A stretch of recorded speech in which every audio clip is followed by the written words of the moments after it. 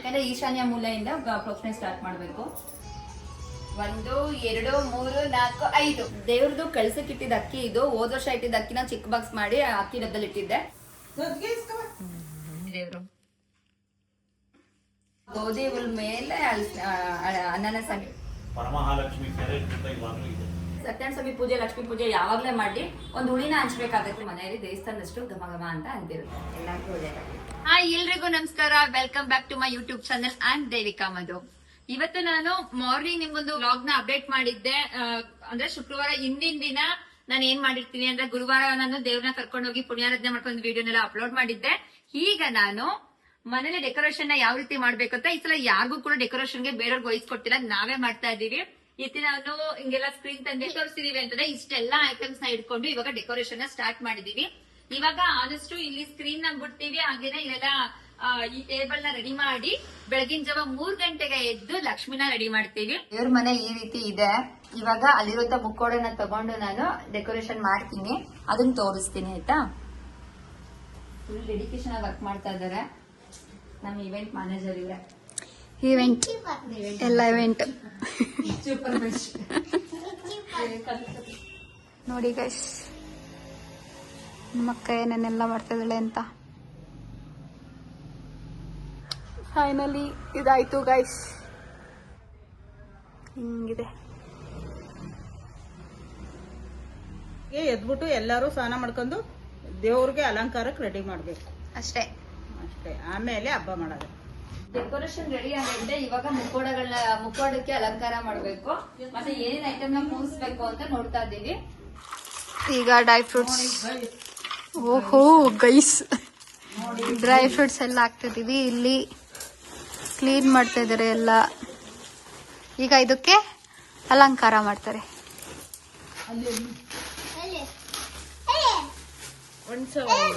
ಎಲ್ಲ ಅವ್ರ ಹತ್ರನೇ ಗಮ್ ಇದೆ, ಅದು ಗಮ್ ಕೊಟ್ಟು ಲಕ್ಷ್ಮೀ ದೇವ್ರಿಗೆ ಲಕ್ಕಿ ಎತ್ತಿರ್ಬೇಕಮ್ಮ. ಬೇಕಲ್ಲ, ಒಂದು ಕಡೆ ಇಟ್ಕೊತೀನಿ. ಶನಿಕಾ ಟ್ರೆಂಡ್ಸ್ ಕಿಟ್ ಕೂಡ ಎಲ್ಲ ಇದೆ ನೋಡಿ. ಈಗ ರಿಟರ್ನ್ ಗಿಫ್ಟ್ ಎಲ್ಲ ಪ್ಯಾಕ್ ಮಾಡ್ತಾ ಇದ್ದಾರೆ. ಎಷ್ಟು ಮಾಡಬೇಕು? ಲಕ್ಷ್ಮೀ ದೇವರದ್ದು ಮುಖವಾಡನ ಈ ರೀತಿ ಈ ಸಲ ಅಲಂಕಾರ ಮಾಡಿದೀವಿ, ಸ್ವಲ್ಪ ಡಿಫ್ರೆಂಟ್ ಆಗಿರ್ಲಿ ಅಂತ. ದೃಷ್ಟಿ ಕೊಟ್ಟಿಡ್ತಾ ಇದ್ದೀನಿ, ನಮ್ಮ ಲಕ್ಷ್ಮಿಗೆ ದೃಷ್ಟಿ ಆಗ್ಬಾರ್ದಂತ.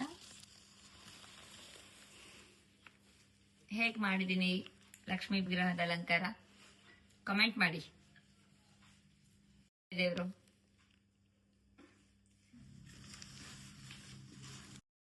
ಕೈ ತೋಳ್ ಮಾಡ್ತಾ ಇದೀವಿ ದೇವರಿಗೆ ಅಂತ. ಪೇಪರ್ ಹಾಕ್ಬಿಟ್ಟು ಈ ತರ ನೀಟಾಗಿ ಪಿನ್ನ ಕೊಡಿ. ನಾನು ಇವಾಗ ಬೆಳಗ್ಗೆ ಬೇಗ ಎದ್ದು 4:15ಗೆನೆ ಕಳಸ ಪ್ರತಿಷ್ಠಾಪನೆ ಮಾಡ್ತಾ ಇದ್ದೀನಿ. ಫಸ್ಟ್ ನಾನು ಇಲ್ಲಿ ಸತ್ಯನಾರಾಯಣ ಸ್ವಾಮಿ ಕೂರಿಸ್ತೀನಿ, ಇಲ್ಲಿ ಲಕ್ಷ್ಮೀ ದೇವ್ರನ್ನ ವರಮಹಾಲಕ್ಷ್ಮಿನ ಕೂರಿಸೋದ್ರಿಂದ ಅಲ್ಲೊಂದು ಕಳಸ ಇಟ್ಟಿದ್ದೀನಿ, ಇಲ್ಲೊಂದು ಕಳಸ ಇಟ್ಟಿದ್ದೀನಿ. ಈ ಕಳಸದಲ್ಲಿರುವಂತ ನೀರು ರಾಮದೇವ್ರ ಒಳಗೆ ಹೋಗಿದ್ನಲ್ಲ ಅಲ್ಲಿ ತಂದಿದ್ದು. ಈಗ ಅದಕ್ಕೆ ಗಂಗಾಜಲ ಅಥವಾ ಗೋಮೂತ್ರನ ಹಾಕ್ಬೇಕು. ನಾನಿಲ್ಲಿ ರಾಮೇಶ್ವರಂ ಇಂದ ತಂದಿದ್ದೆ, ಫುಲ್ 22 ತೀರ್ಥ ಇರೋದು, ಇದು ಕೋಡಿ ತೀರ್ಥಂ ಅಂತ. ಇದನ್ನ ಹಾಕ್ತಾ ಇದೀನಿ, ಸ್ವಲ್ಪ ಮೂತ್ರ ಹಾಕ್ತಿದ್ದೀನಿ, ಅರಿಶಿನ, ಕುಂಕುಮ. ನಾನು ಕೂಡ ಸಕ್ಕಾಕ ಅಂತ ಕಳ್ಸೋದ್ ಕಿಟ್ನ ತಗೊಂಡಿದ್ದೀನಿ, ಅದನ್ನು ಕೂಡ ಇದಕ್ಕೆ ಹಾಕ್ತಾ ಇದ್ದೀನಿ. ಏನೇನು ತೋರಿಸಿದ್ದೆ ಅದೆಲ್ಲದನ್ನೂ ಕೂಡ ಈ ಕಳ್ಸಕ್ಕೆ ನಾನು ಹಾಕ್ತೀನಿ. ಇದ್ರಲ್ಲಿ 21 ಐಟಮ್ನು ಕೂಡ ಹಾಕ್ತೀನಿ. ಪಾದಾರವಿಂದಯೋಃ ಪಾದ್ಯಂ ಸಮರ್ಪಯಾಮಿ, ಹಸ್ತಯೋ ಅರ್ಘ್ಯಮರ್ಘ್ಯಂ ಸಮರ್ಪಯಾಮಿ. ವಚಕೇರಿಮ ಮಾತರಃ ತಸ್ಮಾರಂಗಮಾಮಮೋ ಯತ್ಯಖ್ಯಾ ಜನ್ಮತ ಆಪೋ ಜನಗಿತಾ ಜನಃ ಯಜ್ಞಾರತ್ವತ್ಯ ವಾಜನಾಗ ಸುರಭಿನೋ ಮುಖಾಗ ವಿಚಿತ್ರೇಣ ಪವಿತ್ರೇಣ ವದೋ ಸೂರ್ಯತ್ಯ ರಕ್ತಾವಿನೇ ನಮಃ. ಅಷ್ಟೋತ್ರ ಪೂಜಾಂ ಸಮರ್ಪಯಾಮಿ. ಸರ್ ನೀವು ಬನ್ನಿ, ನಿಮ್ಮ ಮೇಡಮ್ನ ನೀವು ಕೂತ್ಕೊಂಡು ಒಂದು ಎಲೆ ಮೇಲಕ್ಕೆ ಕುಂಕುಮಾರ್ಚನೆ ಮಾಡ್ತಾ ಇರಬೇಕು. ನಮಃ ಸರ್ವಭೂತ ಹಿತಪ್ರದಾಯ ನಮಃ ಶ್ರದ್ಧಾಯ ನಮಃ. ನಂದಿ ಭೃಂಗಿ ಜಟಾಧರಾಗ ಸದಾ ಶಿವ ಪ್ರಸಾದೇನ ಸರ್ವೇ ಗೃಹಂತು ವೈಘ್ನಕ ಚಂಡ ಪ್ರಚಂಡಾಯ ನಮಃ. ಶುಕ್ರವಾರ, 2ನೇ ಶುಕ್ರವಾರ, ಹುಣ್ಣಿಮೆ ಹಿಂದಿನ ದಿವಸದ ಶುಕ್ರವಾರದಲ್ಲಿ ಈ ರಥವನ್ನು ಲೋಕಕ್ಕೆ ಪ್ರಚಾರ ಮಾಡಿದ್ರು ಅಂತ ಹೇಳಿ ಧರ್ಮಶಾಸ್ತ್ರ ಹೇಳ್ತದೆ. ಇವತ್ತಿಗೂ ಕೂಡ ಸಾಕ್ಷಿಯಾಗಿ ಚಿಕ್ಕಮಗಳೂರು ಜಿಲ್ಲೆ ಕಳಸಾಪುರದಲ್ಲಿ ಗಾರೆಮನೆ ರಾಮಸ್ವಾಮಿ ಅನ್ನೋ ನಮ್ಮಲ್ಲಿ ವರಮಹಾಲಕ್ಷ್ಮಿ ಕೆರೆ ಜೊತೆ ಇವಾಗಲೂ ಇದೆ, ಗೊತ್ತಾಯ್ತಾ? ಆ ಒಂದು ವರಮಹಾಲಕ್ಷ್ಮಿ ರಥಕ್ಕೆ ವಿಶೇಷವಾದಂತಹ ಒಂದು ಅರ್ಥಗಳಿದೆ. ಗಳನ್ನು ಸುತ್ತಕೊಂಡು ಭೂಲೋಕಕ್ಕೆ ಬರ್ತಾರೆ. ಭೂಲೋಕದಲ್ಲಿ ಯಾವ ರೀತಿ ಪರಿಸ್ಥಿತಿ ಇರುತ್ತೆ ಅಂದ್ರೆ ಕಿತ್ತು ತಿನ್ನುವಂತಹ ಬಡತನ ಇರುತ್ತೆ, ಬರಗಾಲ ಇರ್ತಾರೆ. ಅದ್ರ ಮಧ್ಯೆ ಈ ಪ್ರಯೋಗಾತ್ಮಕಗಳು ಒಂದು ಕೆಟ್ಟ ಸತ್ಯನಾರಾಯಣ ಸ್ವಾಮಿ ದೇವತಾಭ್ಯೋ ನಮಃ ಕುಲದೇವತಾ ಮಣಿಯಮ್ಮ ಲಕ್ಷ್ಮೀ ಪಾಡು ಶ್ರೀ ಸತ್ಯನಾರಾಯಣ ನಾರಾಯಣ ಸತ್ಯನಾರಾಯಣ ಕಾಪಾಡು ಶ್ರೀ ಸತ್ಯನಾರಾಯಣ ಸತ್ಯನಾರಾಯಣ ಪಾದಕ್ಕೆ ಗೋವಿಂದ ಗೋವಿಂದ. ಒಳ್ಳೆದಾಗ್ಲಿ. ಲಕ್ಷ್ಮೀ ಬಾರಮ್ಮ ಭಾಗ್ಯಲಕ್ಷ್ಮೀ ಬಾರಮ್ಮ.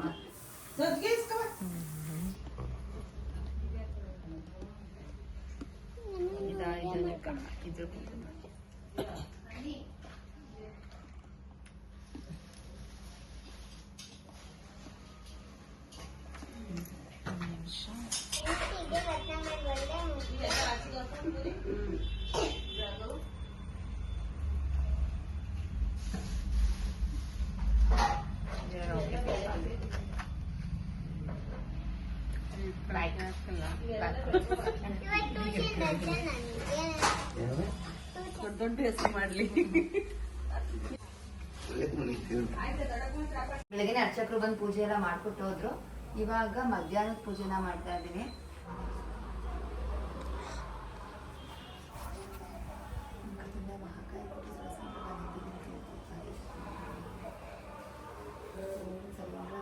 ಶ್ರೀ ಸರ್ವಾಪಸಾರ ನಾರಾಯಣ ನಮಸ್ತೆ.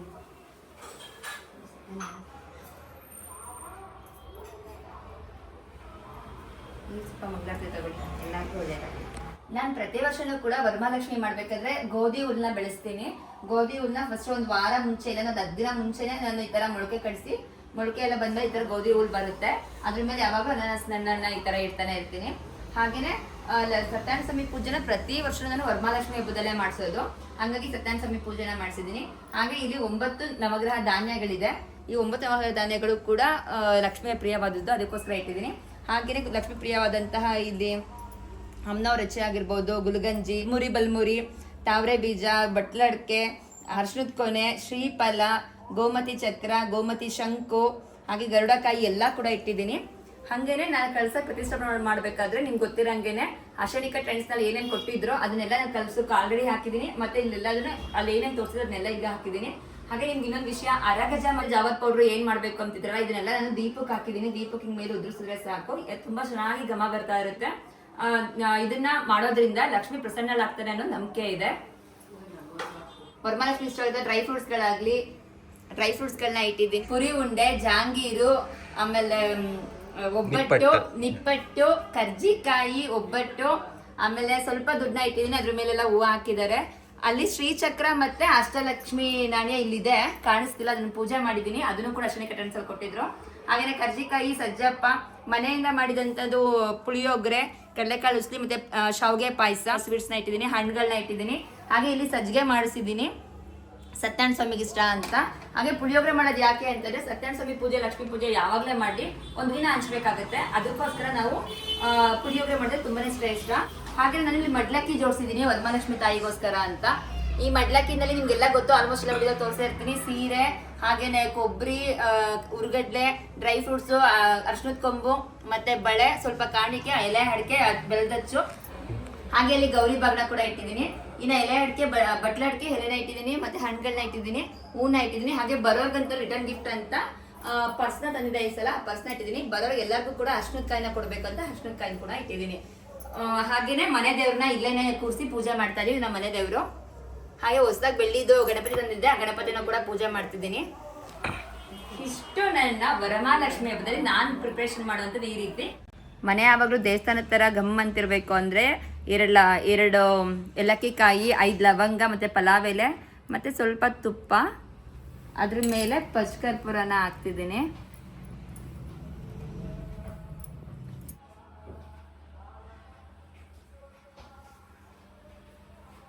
ಇವಾಗ ಘಮ್ ಅಂತ ಪರಿಮಳ ಬರ್ತಿದೆ. ಇದನ್ನ ದೇವ್ರ ಮುಂದೆ ಇಟ್ಟಿದ್ರೆ, ಇಲ್ಲ ದೇವ್ರ ಮನೇಲಿ ಇಟ್ಟಿದ್ರೆ ಯಾವಾಗ್ಲೂ ಮನೆಯಲ್ಲಿ ದೇವಸ್ಥಾನದಷ್ಟು ಘಮ ಘಮ ಅಂತ ಅಂತಿರುತ್ತೆ. ನಾರಾಯಣ ನಾರಾಯಣ ಸತ್ಯನಾರಾಯಣ ಪದ್ಮಜಯನ ಪಾವನ ಚರಣ ನಂಬಿದೆ ನಿನ್ನ ಕಾಪಾಡು ಶ್ರೀ ಸತ್ಯನಾರಾಯಣ. 3 ಆರತಿನ ಮಾಡಾಗೈತೆ ನಾನು. ಬೆಳಗ್ಗೆ ಒಂದು ಆರತಿ ಆಯ್ತು, ಮಧ್ಯಾಹ್ನ ಒಂದು ಆರತಿ ಆಯ್ತು, ಸಂಜೆ ಒಂದು ಆರತಿ ಆಯ್ತು. ಇವತ್ತು ಕಳಸದ ಕಳಸ ಮಾಡಿರೋ ಮೇಕಪ್ ಆಗಲಿ ಸೀರೆ ಆಗಲಿ ಏನು ತೆಗಿಯಲ್ಲ, ಕಳಸ ಏನು ತೆಗಿಯಲ್ಲ. ಬಟ್ ಬೆಳಗ್ಗೆನೆ ಇನ್ನೊಂದ್ಸಲ ನೈವೇದ್ಯ ಮಾಡಿ, ಮೊಸರ ನೈವೇದ್ಯ ಮಾಡಿ ಮತ್ತೊಂದ್ಸಲ ಪೂಜೆ ಮಾಡೇನೆ ಕಳಸನೆಲ್ಲ ತೆಗಿಯೋದು. ಇವತ್ತು ನಾನು ಕಳಸ ವಿಸರ್ಜನೆ ಮಾಡ್ತಾ ಇದ್ದೀನಿ. ಅದಕ್ಕೋಸ್ಕರ ಜೋಯಿಸ್ ಹೇಳಿದ್ರು ಬೆಳಗ್ಗೆ 10:30 ಮೇಲೆ ಮಾಡಿ ಅಂತ, ಅದಕ್ಕೆ ಇವಾಗ ಕಳಸ ವಿಸರ್ಜನೆ ಮಾಡ್ತಾ ಇದ್ದೀನಿ. ಮನೆದೇವರಿಗೆ ಪೂಜೆ ಮಾಡಿ, ವರಮಹಾಲಕ್ಷ್ಮಿ ಸತ್ಯನಾರಾಯಣ ಪೂಜೆ ಮಾಡಿ ಕಳಸ ವಿಸರ್ಜನೆ ಮಾಡ್ತೀನಿ. ಲಕ್ಷ್ಮೀ ದೇವ್ರ ಮುಂದೆ 108 ಸಲ ಶ್ರೀ ಮಹಾಲಕ್ಷ್ಮಿ ನಮಃ ಶ್ರೀ ಮಹಾಲಕ್ಷ್ಮಿ ನಮಃ ಅಂತ ಹೇಳ್ಬೇಕು. ಇದು ಹೇಳೋದ್ರಿಂದ ನಾವು ಯಾವ ಮಂತ್ರ ಕಲ್ತಿಲ್ಲಾದ್ರೂ ಪರವಾಗಿಲ್ಲ, ಶ್ರೀ ಮಹಾಲಕ್ಷ್ಮಿ ನಮಃ ಓಂ ಶ್ರೀ ಮಹಾಲಕ್ಷ್ಮಿ ನಮಃ ಅಂದಾಗ ಅಷ್ಟು ಎಲ್ಲ ಮಂತ್ರಗಿಂತ ಪವರ್ಫುಲ್ ಮಂತ್ರನೇ ಇದು, ಅದನ್ನ ಪ್ರೇಯರ್ ಮಾಡಬೇಕು. ಲಕ್ಷ್ಮೀ ವಿಸರ್ಜನೆ ಮಾಡುವಾಗ ಲಕ್ಷ್ಮೀ ಪುನರಾಗಮನ ಅಂತ ಹೇಳ್ಬೇಕು. ನಾನು ಅದೇ ರೀತಿ ಹೇಳ್ಬಿಟ್ಟು ಇವಾಗ ಲಕ್ಷ್ಮೀ ವಿಸರ್ಜನೆ ಮಾಡ್ತಾ ಇದ್ದೀನಿ. ಓಂ ಶ್ರೀ ಲಕ್ಷ್ಮೀ ಪುನರಾಗಮನ ಸ್ವಾಮಿಗೆ ನಮಃ.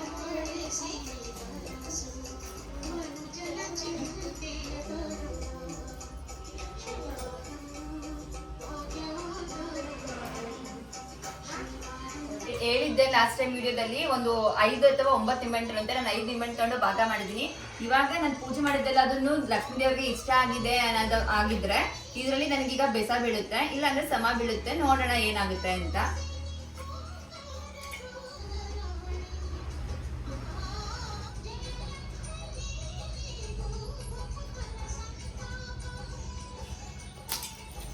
ದೇವಿ ಫುಲ್ ನಾನು ಮಾಡಿದ ಪೂಜೆನ ಒಪ್ಕೊಂಡಿದ್ದಾರೆ ಅಂತ ಅನಿಸ್ತು.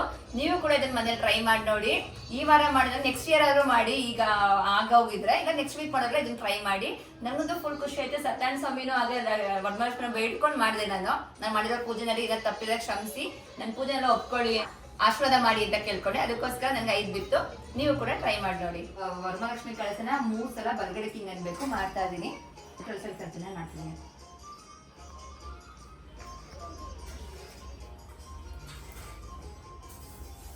ಕೂಡ 3 ಸಲ ಮಾಡ್ತಿದ್ದೀನಿ. ದೇವ್ರ ಮೇಲೆ ಅನಾನಸ್ ಹಾಕಿದ್ದೆ. ನೀವು ನೆಕ್ಸ್ಟ್ ಟೈಮ್ ಮಾಡುವಾಗ ಗೋಧಿ ಹುಲ್ಲ ಬೆಳೆಸಿ ತುಂಬಾನೇ ಒಳ್ಳೆದು ಲಕ್ಷ್ಮೀ ದೇವ್ರಿಗೆ. ತುಂಬಾ ಮಾಡ್ಕೋತಾ ಇದೀವಿ. ಶ್ರೀ ಚಕ್ರ ಮತ್ತೆ ಅಷ್ಟಲಕ್ಷ್ಮಿ ನಾಣ್ಯನ ದುಡ್ಡು ಮೇಲೆ ಇಟ್ಟಿದ್ದೆ ನಾನು. ಇವ್ರಿಗೆ ಏನೇನೆಲ್ಲ ಬಳೆ ಎಲ್ಲ ಹಾಕಿರ್ತೀವಿ ಅದನ್ನ ತಗೊಂಡು ನಾವು ಕೈಗೆ ಹಾಕೊಳ್ತಿದ್ದೀನಿ. ನಾನು ಹಾಕಿದ್ದು ಒಡವೆನೆಲ್ಲ ತೆಗೆದು ನಾವು ಹಾಕೋಬೇಕು.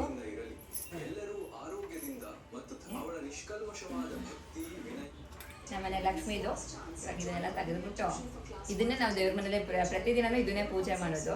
ಜ್ಯುವೆಲ್ಸ್ ಎಲ್ಲ ತೆಗೆದ್ಮೇಲೆ ನಮ್ಮ ಲಕ್ಷ್ಮಿ ಈ ತರ ಕಾಣ್ತಿದ್ದಾರೆ. ಇದನ್ನ ನಾನು ಪ್ರತಿದಿನನೂ ದೇವ್ರ ಮನೇಲಿ ಇಟ್ಟೆ ಪೂಜೆ ಮಾಡೋದು. ಬನ್ನಿ ತೋರಿಸ್ತೆ.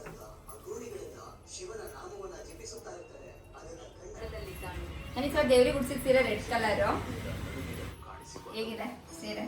ದೇವ್ರಿಗೆ ಉಡ್ಸಿದ್ದು ರೆಡ್ ರೇಷ್ಮೆ ಸೀರೆನೇ ಉಡ್ಸ್ಬೇಕು ಅಂತ ಉಡ್ಸಿದ್ದೀನಿ. ಲಕ್ಷ್ಮಿ ಕೆಲಸಕ್ಕೆ ಏನೆಲ್ಲ ಹಾಕಿದ್ನಲ್ಲ ಅದೆಲ್ಲ ಇಲ್ಲೇ ಇದೆ. ಇದನ್ನ ತಗೋಬೇಕು. ಇದನ್ನ ತಗೊಂಡು ಮನೆ ಎಲ್ಲ ಸುತ್ತ ಪ್ರೋಕ್ಷಣೆ ಮಾಡಬೇಕು. ಉಳಿದಿದ್ನಿಂದ ತುಳಸಿಗೆ ಅಥವಾ ಗಿಡಕ್ಕೆ ಹಾಕ್ಬೇಕು. ನಾನೀಗ ಫಸ್ಟ್ ದೇವ್ರ ಮನೆ ಪ್ರೋಕ್ಷಣೆ ಮಾಡ್ತೀನಿ. ಯಾಕಂದ್ರೆ ಈಶಾನ್ಯ ಮೂಲೆಯಿಂದ ಪ್ರೋಕ್ಷಣೆ ಸ್ಟಾರ್ಟ್ ಮಾಡಬೇಕು. ಎಲ್ಲ ಕಡೆ ನೀವು ಪ್ರೋಕ್ಷಣೆ ಮಾಡಿ, ನಿಮಗೂ ಸ್ವಲ್ಪ ಪ್ರೋಕ್ಷಣೆ ಎಲ್ಲ ಏನು ಮಾಡಬೇಕು ಅಂತ ಹೇಳಿದ್ರೆ ನೋಡಿ, ನಾನು ಕಳಸಕ್ಕೆ ಇದೆಲ್ಲ ಹಾಕಿದ್ದೆ, ಇದೆಲ್ಲ ಎತ್ತಿಡ್ತಾ ಇದ್ದೀನಿ. ನೆಕ್ಸ್ಟ್ ಇಯರ್ಗೂ ಆಗುತ್ತೆ. ಬಟ್ ಡ್ರೈ ಫ್ರೂಟ್ಸ್ಗಳನ್ನೆಲ್ಲ ಕೆಲವೊಂದನ್ನ ತಿಂದ್ಬಿಟ್ಟು, ಅಂದರೆ ಈ ಬಾದಾಮಿ ದ್ರಾಕ್ಷಿ ಇಂಥವನ್ನೆಲ್ಲ ತಿನ್ಕೊಳ್ಳಿ. ಇನ್ನು ಉಳಿದಿದ್ದನ್ನ ಗಿಡಕ್ಕೆ ಹಾಕ್ಬಿಡಿ. ಇನ್ನು ಈ ಲಾವಂಚ ಬೇರೆಲ್ಲ ಗಿಡಕ್ಕೆ ಹಾಕಿ. ಪಂಚಲೋಹ ಮತ್ತು ₹1 ಕಾಯಿನ್ ಮತ್ತು ಏನು ಚಿನ್ನ ಬೆಳ್ಳಿ ಎಲ್ಲ ಇಟ್ಟಿದ್ರಿ ನೀವು, ಅವೆಲ್ಲದನ್ನೂ ಎತ್ತಿಟ್ಬಿಟ್ಟು ಒಂದು ಬಟ್ಟೆನಲ್ಲಿ ಕಟ್ಬಿಟ್ಟು ನಿಮ್ಮ ಬೀರುನಲ್ಲೋ ತಪ್ಪದೆ ನಿಮ್ಮ ಕ್ಯಾಶ್ ಬಾಕ್ಸ್ನಲ್ಲೋ ಅದನ್ನೇ ಇಟ್ಬಿಡಿ. ಅದೇ ಡ್ರೈ ಫ್ರೂಟ್ಸ್ಗಳನ್ನೆಲ್ಲ ಒಂದು ಕೆಲವೊಂದನ್ನು ತಿನ್ನಿ, ಕೆಲವೊಂದು ಮರದ ಕೆಳಗಡೆ ಇಲ್ಲ ಗಿಡದ ಕೆಳಗಡೆನೋ ಹಾಕ್ಬಿಡಿ. ಮತ್ತೆ ಈ ಹೂವುಗಳೆಲ್ಲ ಏನಿದೆಯಲ್ಲ, ಈ ಹೂವುಗಳು ಕ್ಲೀನ್ ಮಾಡಿದೆಲ್ಲ ಅದೆಲ್ಲ ಒಂದು ನೀಟಾಗಿ ಒಂದು ಚೀಲಕ್ಕೆ ಹಾಕೊಂಡೋಗಿ, ಇಲ್ಲ ಕೆರೆ ಹರಿಯೋ ನದಿಗೆ ಬಿಟ್ಬಿಡಿ. ಇಲ್ಲಾಂದ್ರೆ ಮರದ ಕೆಳಗಡೆನಾದ್ರೂ ಹಾಕಿ. ದೇವ್ರದ್ದು ಕಳ್ಸಕ್ಕೆ ಇಟ್ಟಿದ್ದ ಅಕ್ಕಿ ಇದು. ಹೋದ ವರ್ಷ ಇಟ್ಟಿದ್ದ ಅಕ್ಕಿನ ಚಿಕ್ಕ ಬಾಕ್ಸ್ ಮಾಡಿ ಅಕ್ಕಿ ಡಬ್ಬದಲ್ಲಿ ಇಟ್ಟಿದ್ದೆ.